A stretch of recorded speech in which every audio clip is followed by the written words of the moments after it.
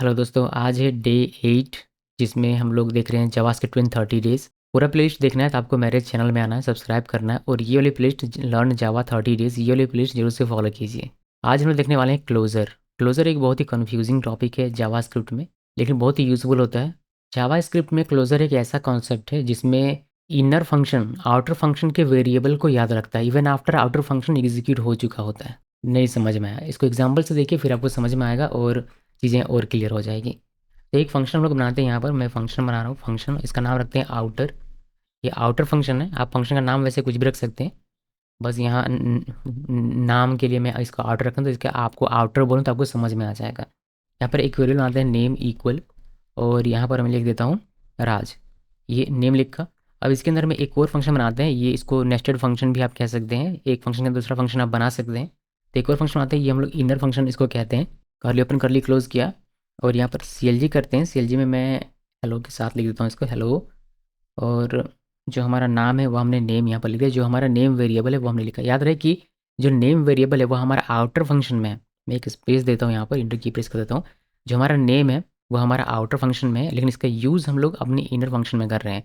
उसके बाद सिंपली हम लोग यहाँ पर रिटर्न कर लेंगे, रिटर्न इनर। जैसे क्या होगा, ये हमें रिटर्न मिलेगा। अभी देखिए कि जब हम इसको कॉल करते हैं, मैं यहाँ पर आता हूँ और यहाँ लिखते हैं कॉन्स्ट, और यहाँ लिखते हैं ग्रीट इक्वल, ये एक वेरिएबल है और यहाँ पर हम आउटर को कॉल कर रहे हैं, आउटर फंक्शन को। तो आउटर फंक्शन क्या रिटर्न करेगा, आउटर फंक्शन ये इनर रिटर्न करेगा। इनर क्या करेगा, हमें ये एग्जीक्यूट करके देगा। तो आप यहाँ पर क्या करेंगे, आप यहाँ पर ग्रीट को कॉल करेंगे, जैसे हमने ग्रीट को यहाँ पर कॉल किया। पहले मैं आपको इसका आउटपुट दिखाता हूँ, फिर हम इसको समझाता हूँ कि ये काम कैसे करता है। तो इसका हमने कॉपी पाथ नहीं किया हुआ, यहाँ पर हम इसको कॉपी पाथ कर लेते हैं। इसको क्लोज करते हैं, पेस्ट करके रन किया, हमें हेलो राज यहाँ पर दिखाई देता है। तो हमारा आउटपुट सही सही काम कर रहा है और ये हमें समझ में भी आ रहा है। यहाँ पर इसका एग्जीक्यूशन समझना बहुत ही ज़रूरी होता है। यहाँ पर देखिए, यहाँ पर हमारा आउटर फंक्शन रिटर्न कर रहा है इनर फंक्शन को, आउटर फंक्शन इनर फंक्शन को रिटर्न कर रहा है, ये रिटर्न कर रहा है।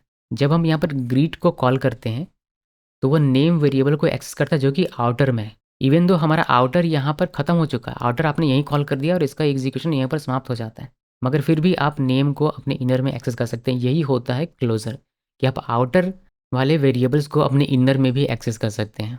अगर रियल वर्ल्ड एग्जांपल से मैं आपको इसको बताऊँ एक एनालॉजी के थ्रू, तो देखिए एक रूम होता है। अब आप लोगों को सब भी मतलब हम लोग जैसे कॉलेज वगैरह में पढ़ते हैं, हम लोग एक रूम में रहते हैं। रूम में हमारा एक अपना एक छोटा सा तिजोरी मान लिया हमने रख लिया, वैसे तो होता नहीं है, लेकिन एक रूम है। रूम का समझिए कि ये आउटर फंक्शन है जिसमें एक लॉकर है।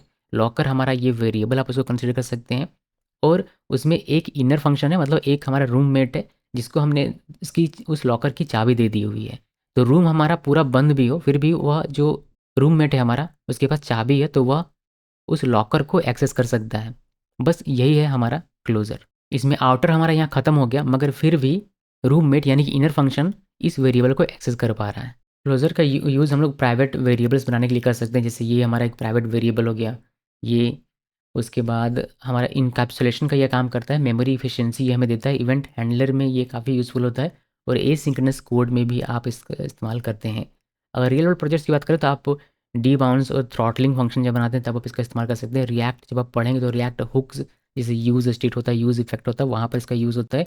इन मेमोरी कैशे में इसका यूज़ होता है, और बटन क्लिक वगैरह में अगर आपको ट्रैकिंग वगैरह करनी है तो उस केस में आप इसका इस्तेमाल कर सकते हैं।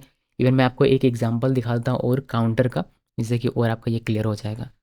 तो ये तो है ही, आपका कॉन्सेप्चुअल चीज़ें तो क्लियर हो गई, लेकिन एक और एग्जांपल मैं आपको दिखाता हूँ यहाँ पर काउंटर का। तो यहाँ पर मैं काउंटर एग्जांपल एक ले लेता हूँ, जिससे आपका ये और बेहतर तरीके से क्लियर हो जाएगा। तो यहाँ पे लिखिए फंक्शन, और मैं यहाँ पे लिख रहा हूँ क्रिएट काउंटर। इसका हमने नाम रखा, आप नाम अपनी मर्जी से कुछ भी रख लीजिएगा। और यहाँ पर हम लोग एक वेरिएबल बनाते हैं काउंट इक्वल, हमने दिया 0। ये हमारा एक लॉकर हो गया, ये हमारा पूरा एक रूम था उसके अंदर में एक लॉकर हो गया। अब हम लोग एक रूममेट बनाने वाले हैं, जिसके लिए हम लोग लिखेंगे यहाँ पर फंक्शन, और इसका क्या नाम रखें, वही तो बात है कि हम लोग इसका नाम रखेंगे शो काउंट, नाम रख देता हूँ शो काउंट इस तरीके से। और यहाँ पर बिटवीन पैरेंथेसिस हम लोग काउंट को प्लस प्लस करेंगे, काउंट प्लस प्लस जो इंक्रीमेंट होगा, और साथ में CLG करवा देता हूँ मैं यहाँ से, हमारा काउंट CLG भी हो जाए। अभी हमें रिटर्न कराना पड़ेगा इसको, तो यहाँ पर रिटर्न लिखना है और शो काउंट ये हमने कर दिया हुआ है। ठीक से देख लीजिए, ये इसी आउटर के अंदर है, और ये हमारा ये इनर हो गया, और ये आउटर के अंदर, ये आउटर के अंदर हमारा है। तो सेम यही हमने बनाया हुआ है, कुछ अलग किया हुआ नहीं है।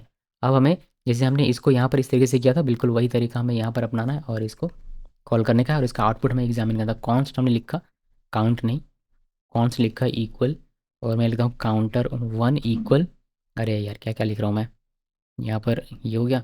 उसके बाद क्रिएट काउंटर, ये हमने यहाँ पर कॉल कर लिया, तो ये आउटर हमारा कॉल हो रहा है। जो कि रिटर्न करेगा ये इनर, अभी हमें इनर को कॉल कर लेना चाहिए, तो हम लोग यहाँ पर इनर काउंटर 1 को इस तरीके से कॉल कर लेते हैं। कॉल किया, अभी क्या होगा, अभी रन करेंगे तो हमारा ये इसको एक्सेस करेगा, ये हमारा एक बाय 1 इंक्रीज होगा, काउंट में हमें 1 दिखाई देगा। तो जिसको सेव करते हैं, सेव करने के बाद यहाँ ये, और इसको रिफ्रेश करते हैं, देखिए आपको 1 दिखाई देता है, 1 हमें दिख रहा है। अभी हम लोग अगर एक बार और इसको कॉल करें तो हमें ये प्रिजर्व होता हुआ दिखाई देगा, हमारा जो वेरिएबल है वह। इसको हम लोग एक बार और रिफ्रेश करते हैं तो आपको यहाँ पर 2 दिखाई देता है, देख रहे हैं। तो ये 1 2 इस तरीके से आपको दिखता है, बिकॉज ये प्रिजर्व करता है, इसका जो वैल्यू है वह रीसेट नहीं होता है, ये हमारा प्रिजर्व होके हमें आउटपुट यहाँ पर देखने को मिले। वही अगर मैं एक नया ऑब्जेक्ट इसका इस तरीके से बना लेता हूँ, फॉर एग्जांपल मैं यहाँ पर आपको लिख कर दिखाऊँ कि काउंटर 2 मैंने क्रिएट किया, और फिर हम लोग यहाँ पर काउंटर 2 अगर हम लोग इसको कॉल करते हैं, इंस्ट्रूमेंट में इसको कॉल करता हूँ, तो अभी हमारा ये चूँकि एक नया है तो हमें यहाँ पर 1 फिर से मिल जाएगा। सो बिना ग्लोबल वेरिएबल बनाए अगर आप स्टेट प्रिजर्व करना चाहते हैं तो आप क्लोजर का इस्तेमाल कर सकते हैं। तो ये था पूरा का पूरा कॉन्सेप्ट क्लोजर का। उम्मीद करता हूँ कि आपको समझ में आ गया होगा, और आपको नीचे कमेंट करना है डे 8 डन, ये लिख के कमेंट कीजिए, और आपको मेरे चैनल में आना है और सब्सक्राइब करना है, देन ये वाली प्लेलिस्ट आपको फॉलो करनी है। इसी से में आपको सारे ये वीडियोस देखने को मिलेंगे, और मैं मिलता हूँ आपसे नेक्स्ट वीडियो में।